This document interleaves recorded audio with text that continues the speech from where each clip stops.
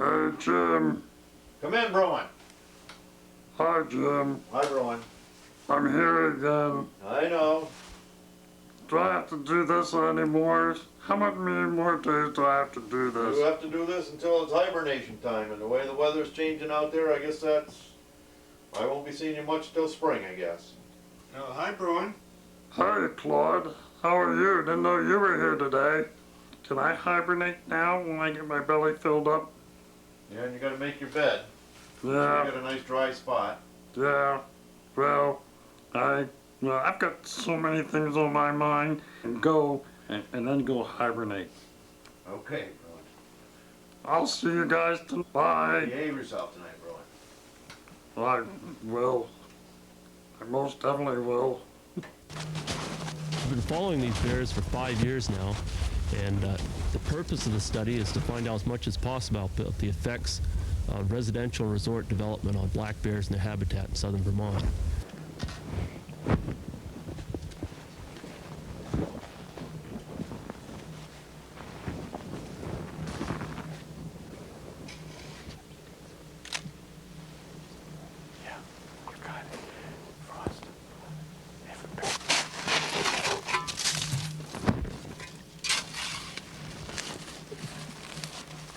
That's what I'm thinking, Frost.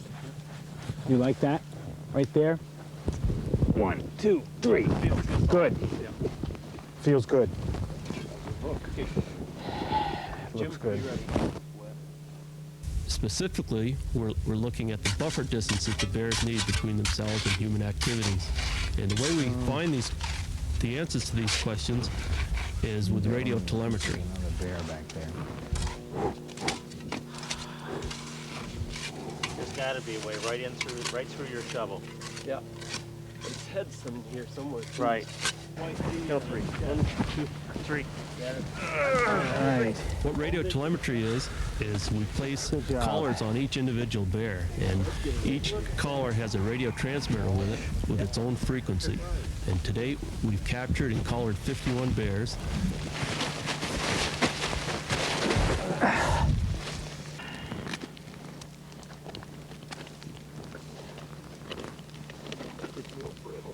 We followed those on a daily basis to learn more about their home range patterns, their movements, their behavior and association with man.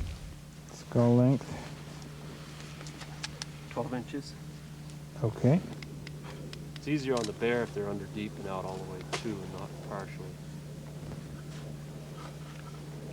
I'm sure this bear just as soon as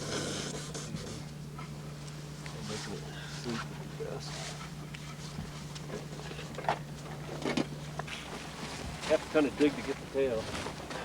You have to put the nose up.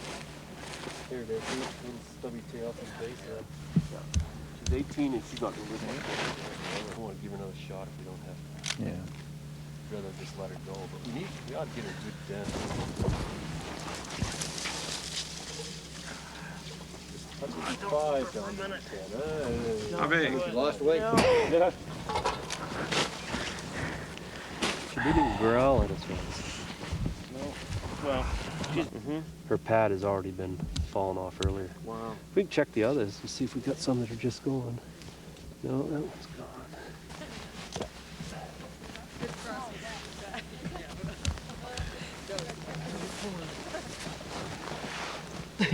Now we're stuck already.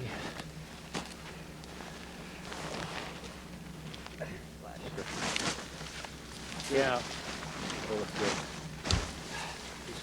She's coming out of it already. So we'll kind of get done and leave.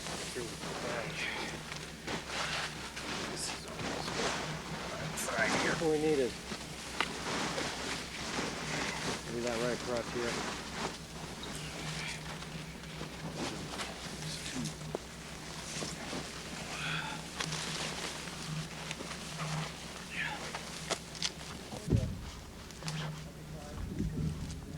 The coupler's still up in, way up inside though.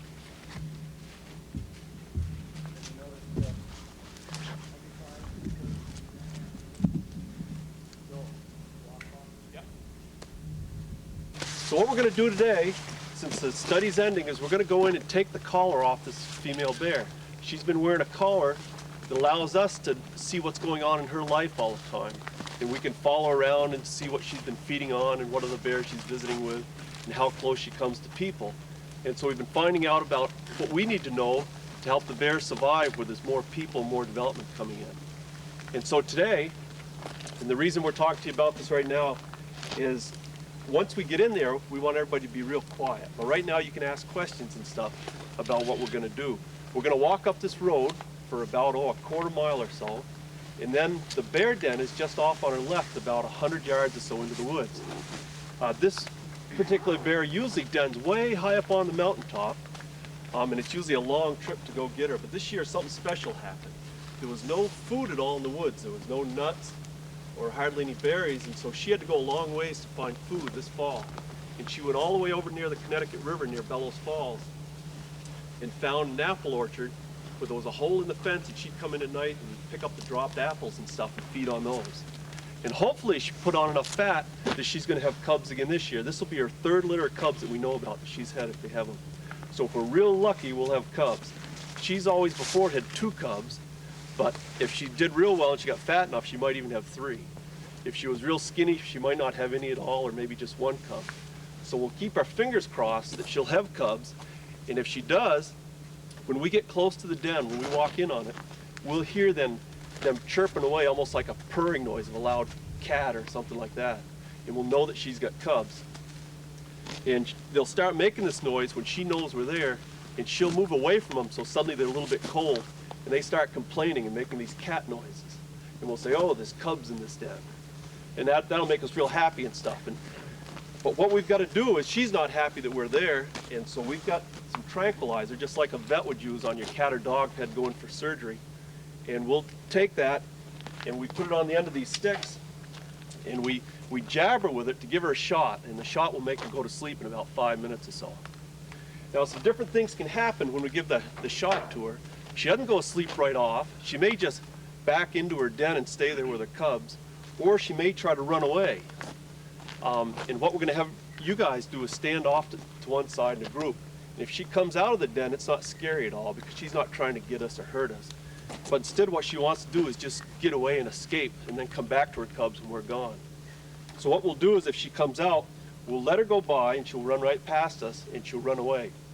But we'll make sure we give her a shot when she runs past us.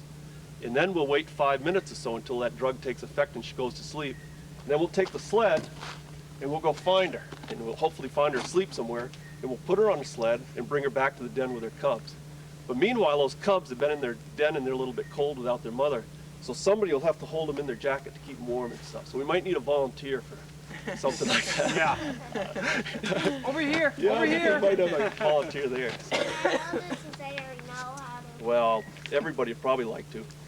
But what we're going to do is while we're getting close to the den, it's got to be real quiet. So you guys are going to walk behind us and not say a word at all until we've got the bear jabbed and everything and we know it's asleep. And then you can come up and ask questions and hold the cubs and stuff like that. But until then, we got to have real quiet, okay? Are there any questions now before you're doing that? Okay. So you guys all set? All right. Well, that's what we're going to do. It's on a slow pulse, which means she hasn't moved in 5 hours or more. So she's sleeping. That's good.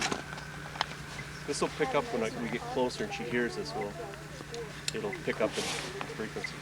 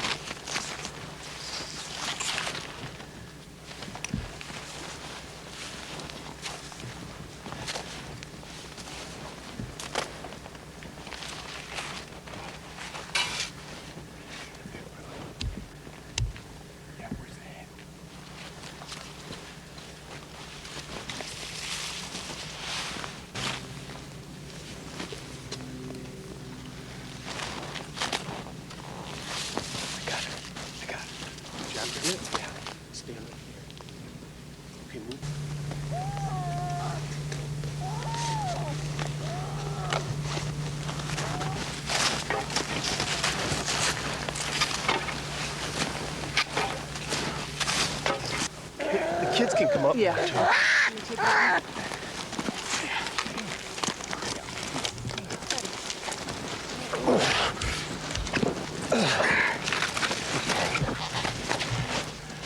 You guys all set?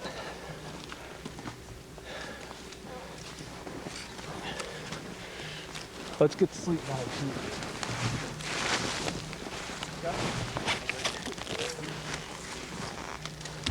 Can't get you any further in. There. There. Shivering. You ready, Kristen? Okay, now just put it right down inside your coat. There you go. So it stays nice and warm. Get its legs down inside there. There. Starting to shiver just a little bit. There. Oh, you're stuck to me. Whoa, you're hanging on there, buddy. That's it. Okay. There you go. There. Okay, let him just get right down in there. Let's get him real warm. Like, you can let go of his hand. Let go of his paw for just a minute. There you go. Now, there you go. Yeah. So we might have slid the whole thing. There. And you can sort of hold him from underneath there. There. How's that? Downhill is that? Just like that. There. Oh, look at this little one. Good job, guys. Cute.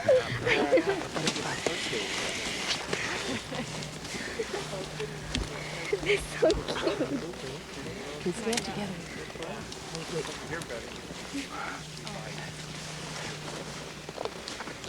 Look at this little mouse. What's he doing?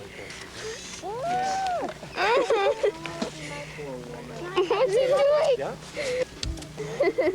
Put stuff on her eyes. Okay, I need Doug's second jab stick. Where's that? Stand up right next. Okay, would you hand that? I'll draw out some of the drugs as the back up. Come down. Slide I down. don't want to wake up to his name. Aren't they cute? I didn't know that. I want to have one for a cat. Pretty good den site. We'll dig it out in line. Walk in front of John.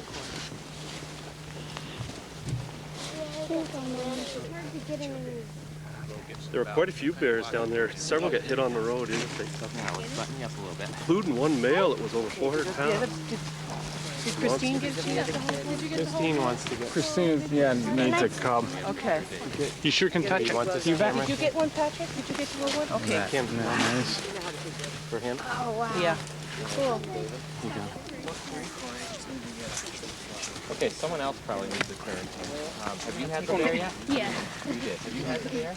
You want all the bears? You ready, David, to let someone else? Age, generally, remember all. I'll get you set up here. You need to unzip the coat a bit. We'll lift her head up for you. I didn't think it was going to be nice. Do you know which leg you did the injection in? Right here, the right rear. Got it? Want another one? Want to go Right back near your hip. Yep. This cup just lifts my neck.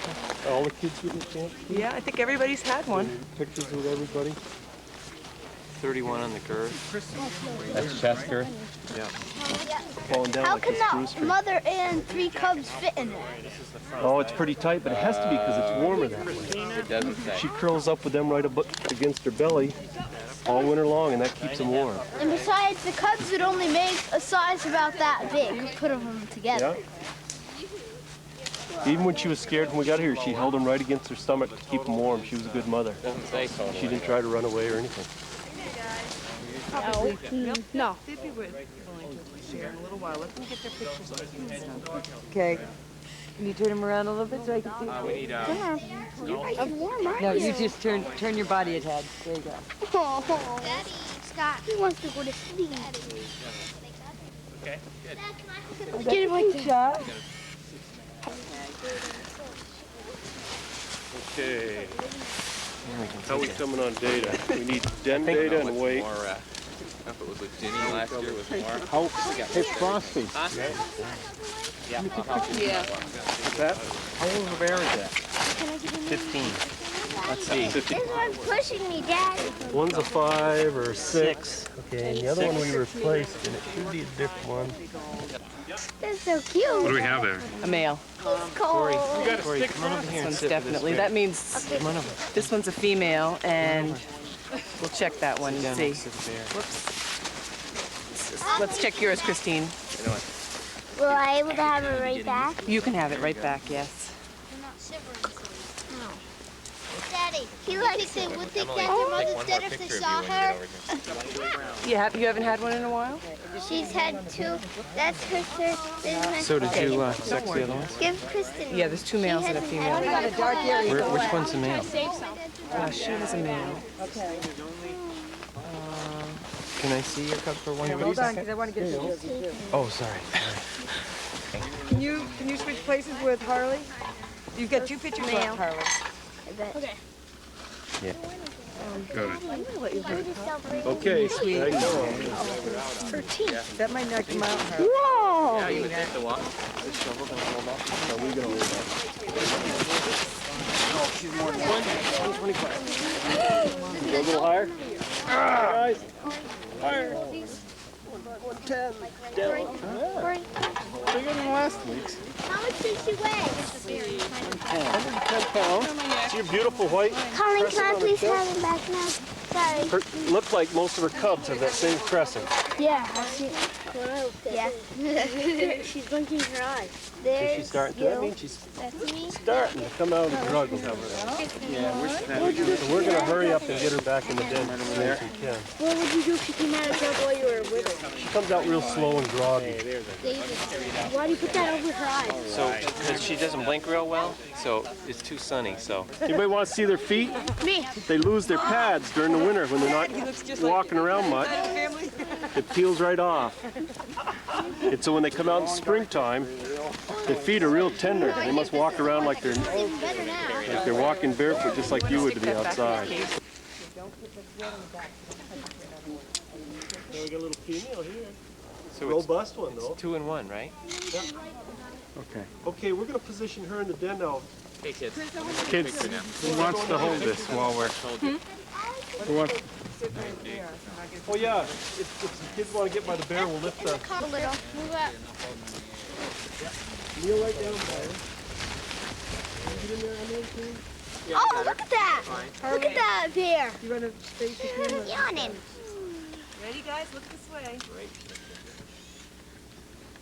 Can I take a picture? They're so cute. Watch out. There you go. Good. Smile. Good job. Can, Okay. Okay, kids. Now if you back off, leave it. Those are good.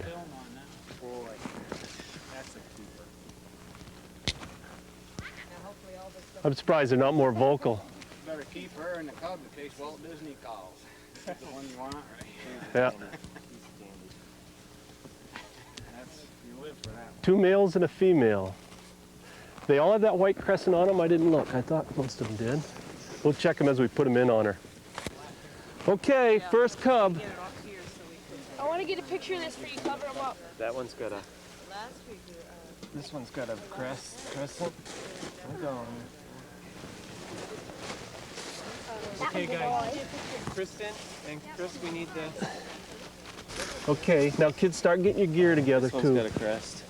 The other one did. Remember that first one we did had a crest also, that first daughter we did? Yeah. I think most all of her young has had these. You good guy. Keep going. Okay, I know there's one more. Yep. No keeping the cubs. Hey, I want to get a picture of That one's got a little bit of crest. Forrest, can you hold them up so I'm going to show the crest? Yeah, go ahead. Oops. This one doesn't have as much of one. Their claws are so long they can climb before they can walk, and that's so they can climb up their mother to get to the nipples and stuff. Okay. Okay, I think we're pretty much set. I got it open. Can you? Okay, everybody back up. We're going to cover up the den now, so it's all quiet.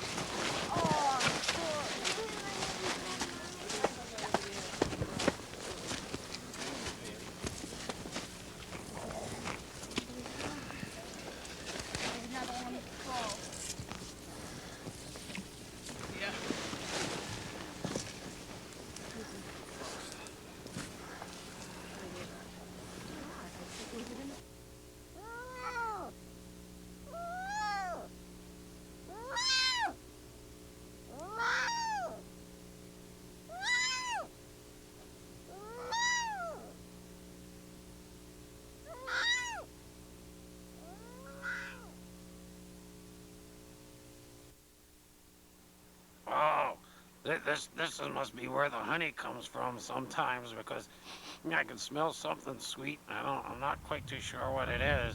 But I tell you, I've been having a lot of second thoughts about things. I've been having, I don't know if it's dreams, my cave turned orange. I don't remember my cave being quite this color. Boy, it must going to be some kind of a spring, I don't know. I do like the color though. But when I went in, it wasn't orange. Strange things are happening here. I don't know. I think I'll go out and explore for a little bit. Oh, I smell my favorite things, but I've never seen these mushrooms quite this big or this color either. Oh my. Boy, what a treat this is. Oh, I can't wait. Oh boy. Well, I don't know. These are the biggest birds I've ever seen. They don't look like turkeys either. Huh. I don't know. What was that? What was that? These birds, I think, could carry me up to their nest. Maybe I better get out of here. What is this? I don't know. He's awful big looking. Whoa. Do tell William. I gotta go tell William. Oh, no. Ah.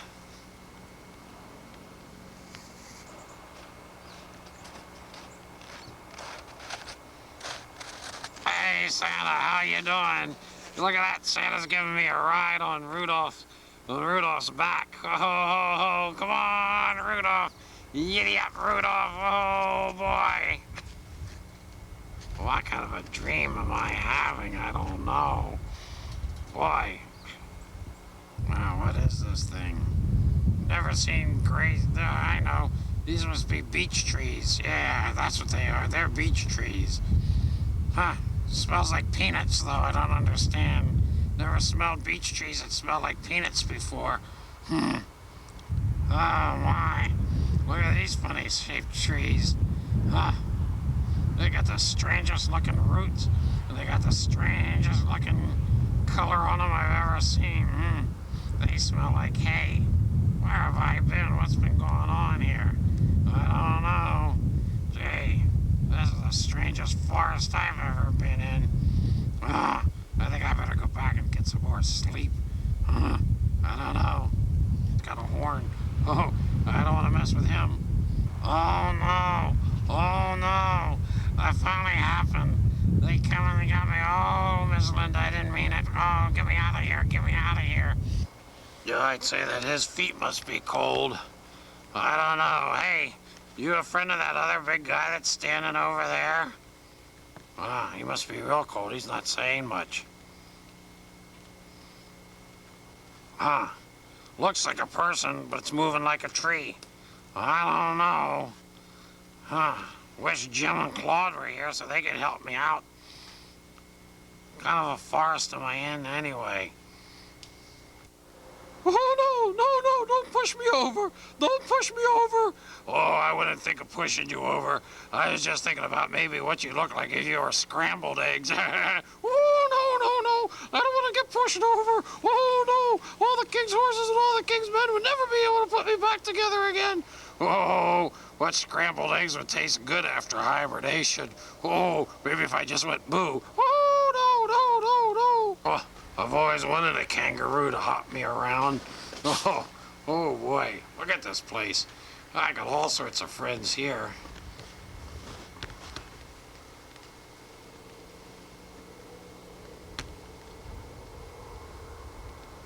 Hi, who are these people down there?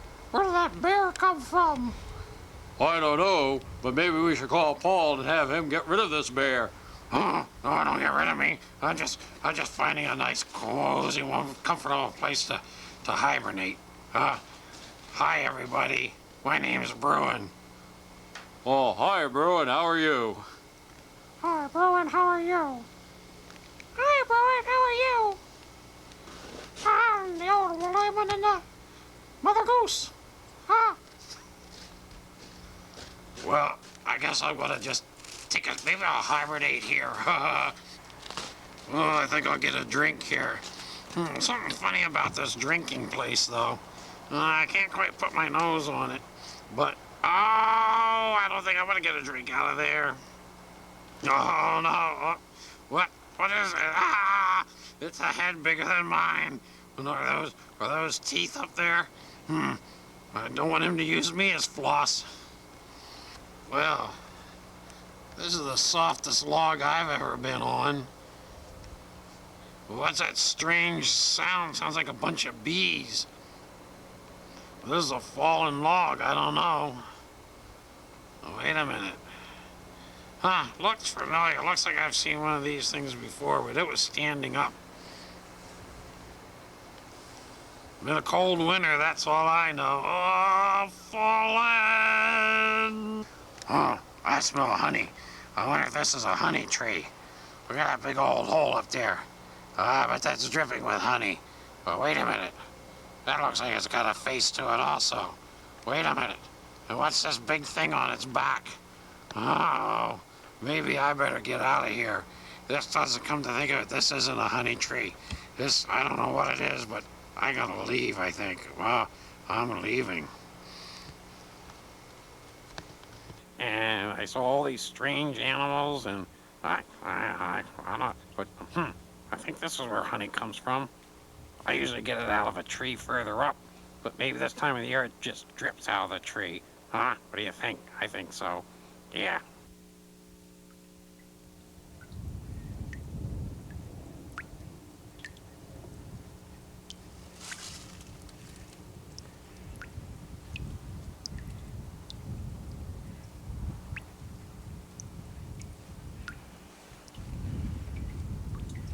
Good morning.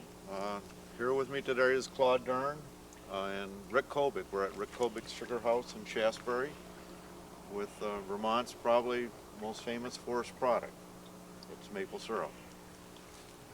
This time of year, Jim, we're about 6 months since we did the thing on why leaves change color.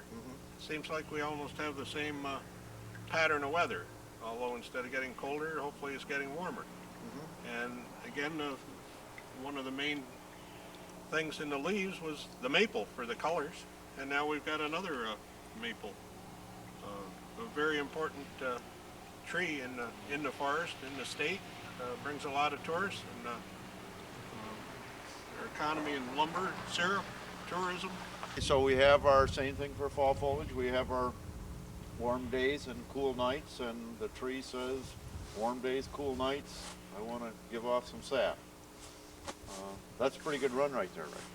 Yeah, it's starting. Yeah. It was about upper 20s last night, and now it doesn't feel real cool with the wind. Yeah. With the wind, but the trees are running. It's probably in the upper 30s. Yeah. I think 38 degrees right now. So. Well, let's measure and see what you got for sugar content. We got volume, but Well, one of the important things last fall in the color of the maple leaves was the change with sugar.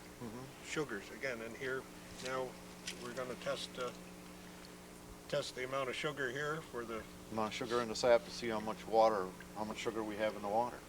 Right. This is a refractometer, which will measure the sugar content of the sap, and just need one drop.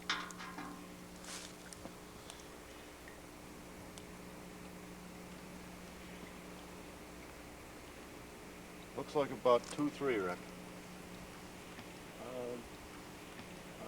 Actually, this is saying 3%. Wow, that's good. Yeah, that is excellent. 3%. That's a little bit better than average, I guess, isn't it? Yeah, there's the rule is there's a rule of 86, which you divide 86 by the sugar content, and that would tell you how many gallons of sap that you would need to boil to make 1 gallon of syrup. 29. 29.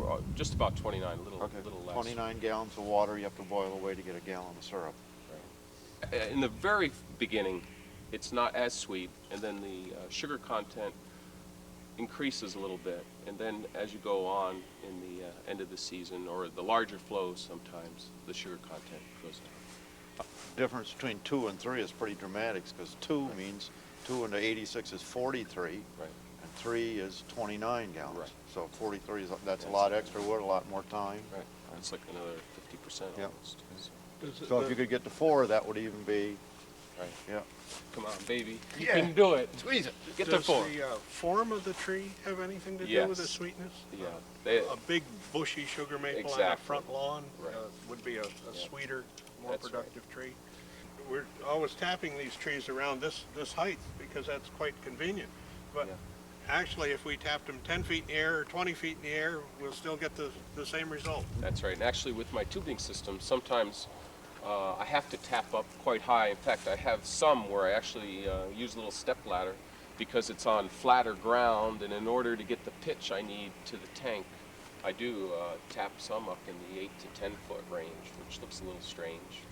You said that you do the tap hole on a slight incline up into the tree so that at the end it'll drain Yeah, out that's and prevent correct. disease. Yep, just so water doesn't run in there and pool and give disease and rot a place to start. You always want it to drain out. And how many buckets do you put on a tree? What do you use for a guideline of diameter or things? And It used to be like a tree that was maybe over 28 to 30 inches in diameter. You could put 4 buckets on. Now they say the maximum number of buckets you should put on a tree is 2.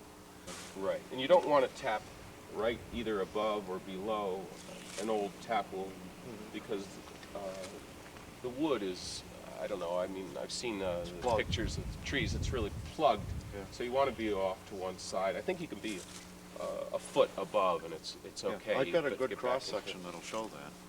Okay, this is a section of veneer from a sugar maple tree, from a sugar bush that was tapped many years ago.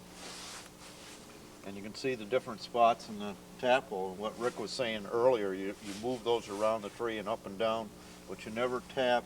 This is really too close together. Yeah. But there was good wood and there's no rot associated with any of the holes.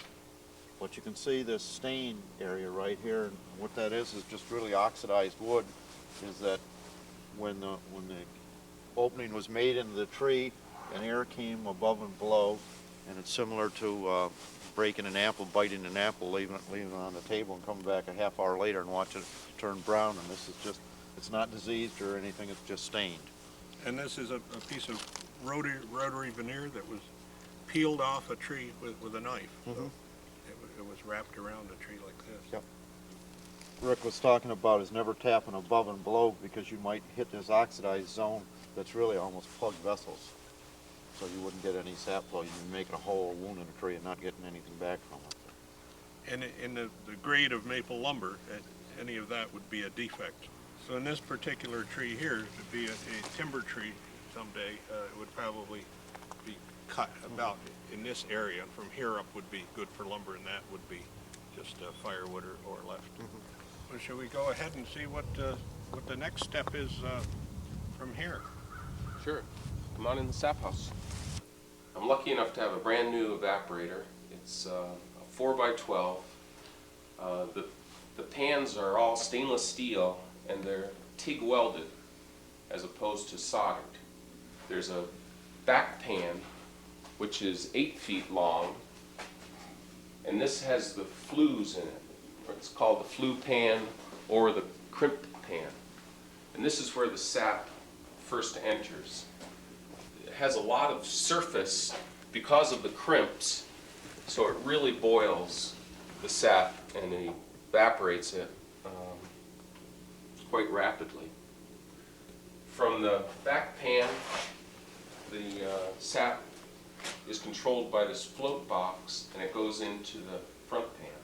Now the reason you need a float is because in the back pan, this is called a raised flue, and the sap level is actually up here, whereas in the front pan, the sap level is only about an inch or an inch and a half deep, and you need the float to adjust it so that not too much sap comes into the front pan at once.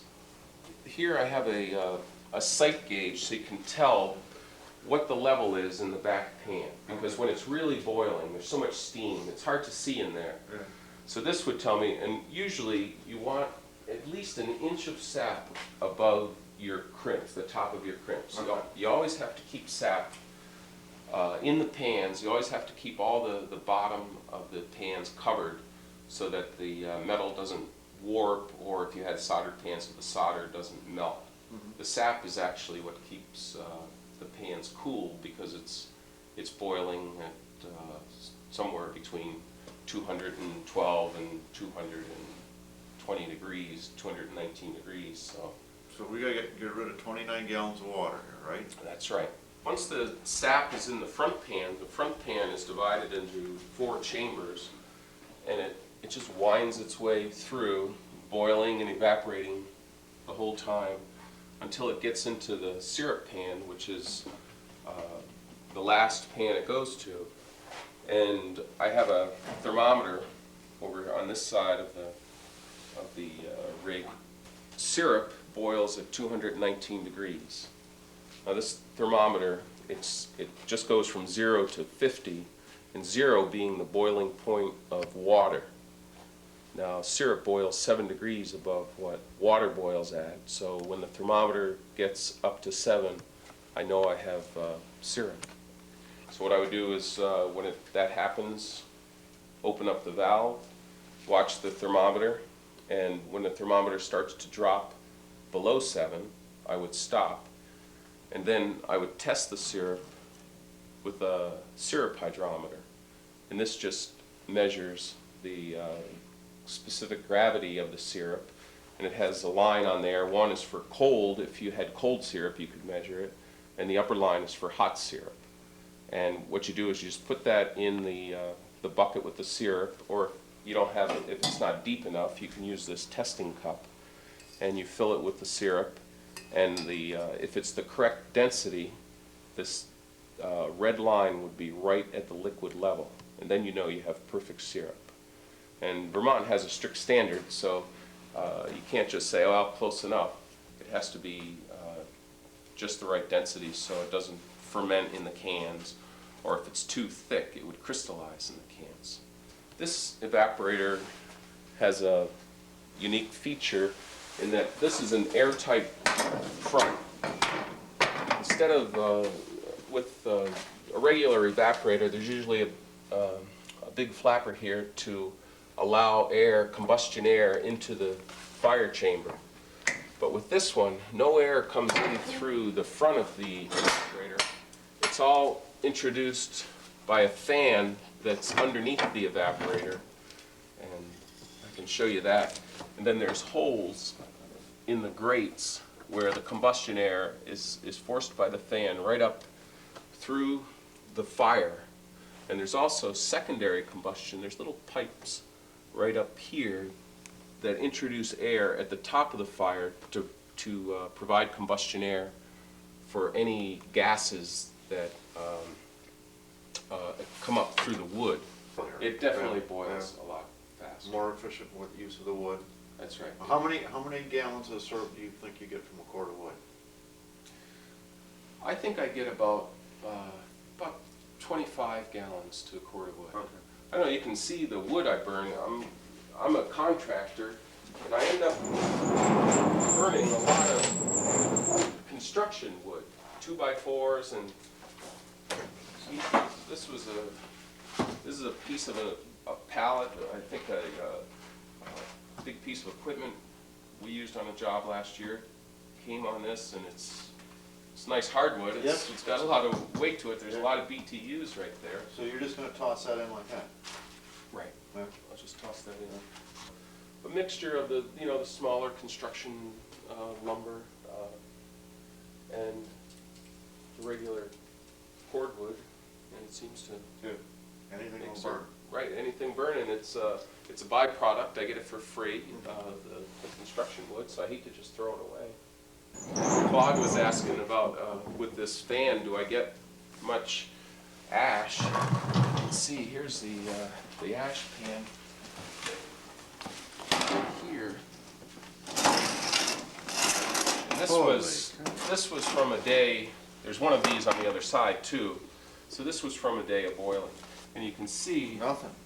the metal. It's the nails and things like that from the construction debris. It's as much metal as it is ash.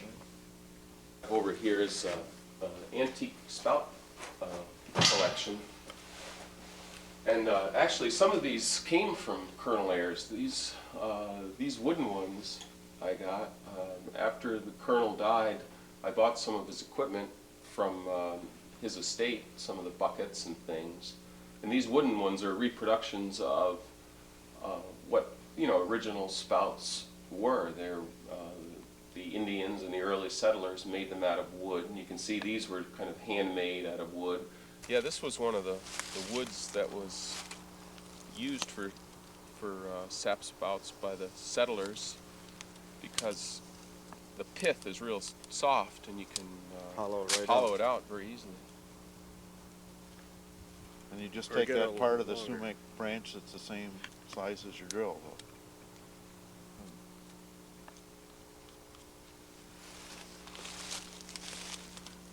So what, you're like 2.5 inches into the tree, Rick? Yeah, about 2.5 inches, right. You don't want to go too deep.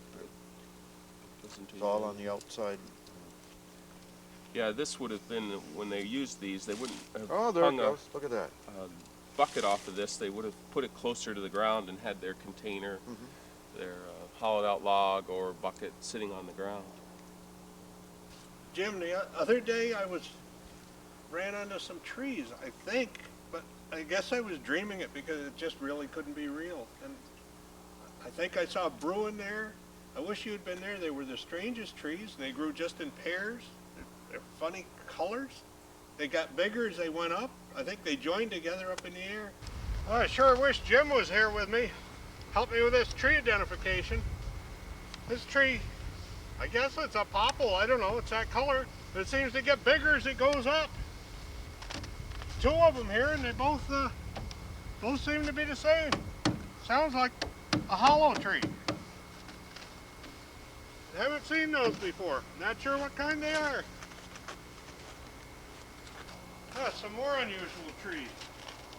They all seem to grow in pairs. I don't know, this looks like a beech. Brown, gray, but then there's blue. The other side's all blue. Well, there's the gray American beech, and then there's the blue beech. Maybe it's a cross between them. Sure wish Jim was here to help me out. Funny how they grow in pairs. Like the root swell, some of it comes out black.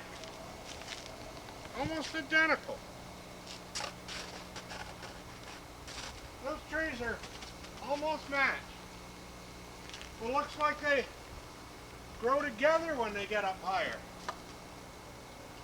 And it's that blue color again. Funny the way the limbs kind of droop. No little branches to speak of. That big limb has 5 little branches on the end. That one has 5 on the end. Yeah, up towards the top. Could that be some kind of a mushroom? It almost looks like a face. Strange trees here. Sure wish Jim could help me out. Maybe go away. Here he goes. Don't move. He's gone away.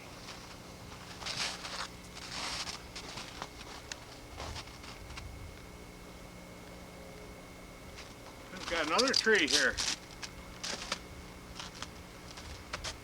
Oh, I know what kind this is. No doubt about it. This is a family tree.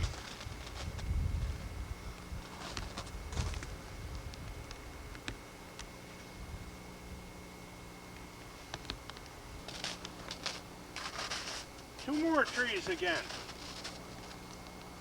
Strangest trees, 2 together, very close together.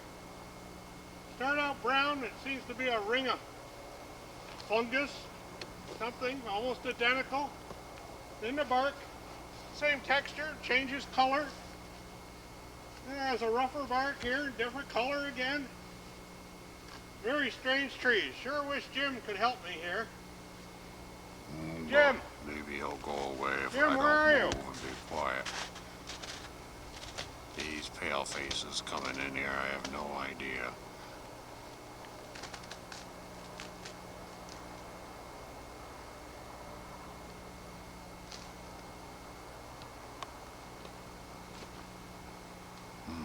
I think he left.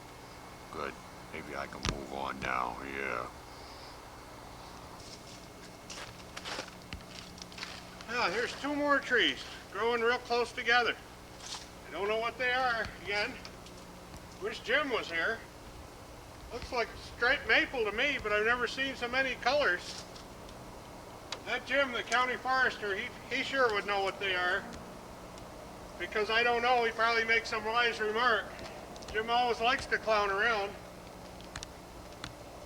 Sure are strange trees. A lot of them around here are strange. Always two right together.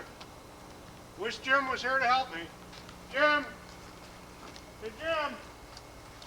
Where are you, Jim? I don't know if it's what happens. The spring equinox, sometimes I just don't sleep as well, and I guess you I just don't understand it. Wish you'd been there to help me out. Very strange. These were more sawn out of wood and using drills and things like that. And then they got into different metal types, cast iron and pressed metal, and goes down into what we're using now, which is a tin spout with a separate hook, or this is an aluminum spout where the hook is permanently attached, the tubing and plastic spout, which is commonly used now. What is this one here, Rick, that has kind of like an extension on it? Well, this was hard to believe, but this was the original tubing system. And they had all these interlocking pieces of tin tubing, and they would, just like in today's tubing system, they'd attach the spout to the tree, and then they would have these hundreds of pieces. I'm not sure if they were like 3-foot lengths or 6-foot lengths or what the lengths were, and they would lock together, and they would join the different trees into pipes and go to a tank. But it must have been a nightmare setting it up and keeping it set up through windstorms. It's a good thing they didn't stop there, isn't it? Yeah, really, because tubing doesn't work. Right, this is much more flexible. You know, the wind isn't going to bother it, or if an animal brushes against it, it's not going to fall out of the tree or anything. So, and this is one of the sap buckets, wooden sap buckets. Originally, they were all made out of wood before metal, and you can see that they would dry out during the winter, so they would have to soak them, or the first run of sap would soak them and swell them so that they were tight. I remember about 40 years ago going for a fellow that ran a store in Dorset, Russell Parks, and he did some artwork. He was a crippled fellow, and over in Reedsboro area and things, go back into the old sap houses there that were collapsing, and they're full of wooden buckets, and bring out probably 400 or so on a pickup truck. And then he would do some artwork on them and paint them up, and they were sold to tourists a lot. Quite a hard thing to find a complete wooden sap bucket anymore. Yeah. It's a little tongue and groove on each one of those, isn't there? Yep. Yeah, it's really small. Little notch. This poster here, I guess, somewhat tells the story in 5 steps of what we've been talking about. Yeah, it goes through and talks about the trees first, that they have to be at least 40 years old, and that and then you need a crew to collect this sap. It's the tubing has helped that somewhat, because with the tubing you can connect several hundred trees that would flow down into one tank. But we still hang between 200 and 300 buckets, and it's kind of a rite of spring for the kids to be riding around in the truck, the gathering crew, it seems like people really like doing that It's a on a real nice social day. event. It is. Yeah. It is fun. That's what I think. It's one of the real rites of spring. Gets people out of the house, and they come over and help gather or hang out in the sap house. And this is the bench where people are sitting on while they're visiting. In the bottom picture there, they're showing one of these, right? Yep, they're testing. Once you take the syrup out of the evaporator and you filter it, you have to run it through a filter because there is a mineral in the syrup it's called niter. It's like a niter or sugar sand. It's kind of like a limey material that you need to get out of there. It's kind of gritty. But once you filter it, you take a little sample. In this case, this is what I made on Sunday. Well, that's the best, isn't it? And it's very light. And you hold it up to the light, and you just judge it by the grades. These are 4 different grades. This is fancy, grade A medium amber, grade A dark amber, and grade D. And your syrup has to be lighter than that grade to be considered that grade. So you can see if this is the fancy grade, and this is much lighter. So this is fancy syrup that I was making. This is also fancy syrup that we made on Sunday up here too, so you can see how light it is. And it seems that the first part of the season is when you get the lighter, the fancier syrups, and it gets progressively darker in general as the season goes on. Yeah, that's really true, that the warm temperatures actually change the sap, and then the sugar content goes down. You have to boil more gallons to make 1 gallon, so just the actual extra time that the sap is in the evaporator, as well as the change in the sap itself, it makes it darker. It all has the same sugar content. It's not like the fancy is thinner or it's less sweet. It all has the same sugar. All the different grades have the same sugar, but it's just a different color and a different taste. A lot of the darker grades end up in the commercial candy factories and things like that, as opposed to home consumption on the table. That's true. The fresher it is, the cooler it's kept, and the quicker it's tended to. Faster it's made into syrup from sap. Yeah, you really want to boil it the same day you gather it. Usually what we'll do is gather it in the late afternoon and then start boiling that evening. Hopefully you don't have to stay up too late. Basketball games, right? Right, and March Madness, right? And the first time you find some moths in the sap buckets, that's about the end of the season. Yeah, there's brown moths seem to come out to hide under there, but they all get filtered out, so they don't make it to the final product. What are some of the other interesting things you have on the wall here? Well, cartoons. Let's see. Yeah, I got a cartoon. We have covers on our buckets, so that really doesn't happen, but it's cute.